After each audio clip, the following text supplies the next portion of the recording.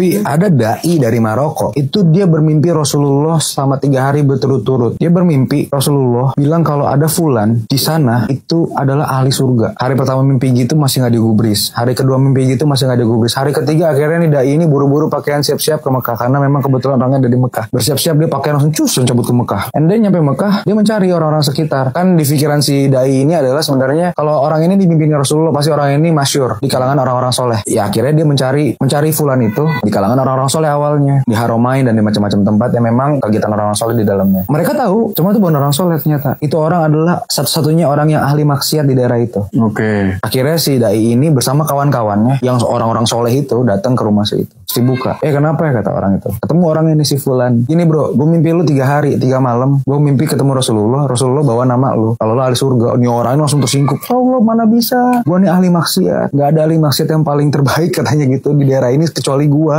Hanya gue doang yang terbaik nih ahli maksiat. Nama gue masyhur karena hanya kemaksiatan. Ya tapi gak tahu ini mimpinya seperti ini. Ya gue cuma mau nanya nih kata dai. Amalan apa sih yang lu lakuin katanya gitu kan. Si orang soleh ini ngomong, oh ya kan amalan gue amalan setan semua istilahnya. Oh iya. Jadi tetangga gue tuh dia nunjuk ke rumah yang di depannya dia gitu. Tetangga gue itu adalah janda. Waktu suaminya meninggal gak ada yang ngebantu janda itu. Kan gue kan kasihan ya karena dia tetangga gue. Ini si ahli maksiat ini berpikir secara polos aja. Ya gue kan tuh tetangga gue kasihan nih gue ngeliatnya. Jadi sampai sekarang gue bersumpah, gue berjanji kalau untuk menghidupi si janda itu sampai seterusnya. Jadi dia beliin kebutuhan sehari-harinya dan macam-macam. Ini persis seperti cerita Sayyidina Abu Bakar. Tapi ini kan orang biasa. Akhirnya, itu dia amalan lu tuh kata si dai dari itu dia amalan lu yang ngebuat lu jadi ahli surga. Udah, lu mau nggak kita sekarang sholat lu pakaian terbaik? Gue malu ngomongnya gitu. Apa-apa? Udah. Akhirnya mau nih saling maksiat. Wah dia pakaian yang terbaik untuk ke Haromain gitu. Wah dia ngeliat Haromain dia nangis-nangis sih. Padahal tuh orang Mekah ke Ka'bah gampang banget. Tapi dia mah nggak pernah kayaknya tuh karena maksiat mulu kan. Udah nangis-nangis di Ka'bah macam-macam. Akhirnya sholat jamaah lah mereka semua tuh si dai teman-temannya sama si ahli maksiat. Sholat sujud pertama nggak bangun-bangun lagi sampai sujud terakhir mati meninggal dalam keadaan husnul khotimah. Masya Allah. Nah kalau gue biasa gini kan setiap habis cerita gue tanya pertanyaan gue, kita kira-kira tahu nggak akhir hidup kita seperti apa? Husnul khotimah kah? Apa suul khotimah kah? Nauzubillah. Nah pesannya adalah sehebat apa diri kita sampai kita bisa ngejudge orang kalau orang itu ahli neraka. Kalau kita nggak tahu hatinya sedang berzikir untuk Allah atau kita nggak tahu bahwa di akhir hidupnya dia meninggal dalam keadaan husnul khotimah. Hati-hati ya sama telunjuk kita sama hati kita juga Mas Revi. Itu sih bro.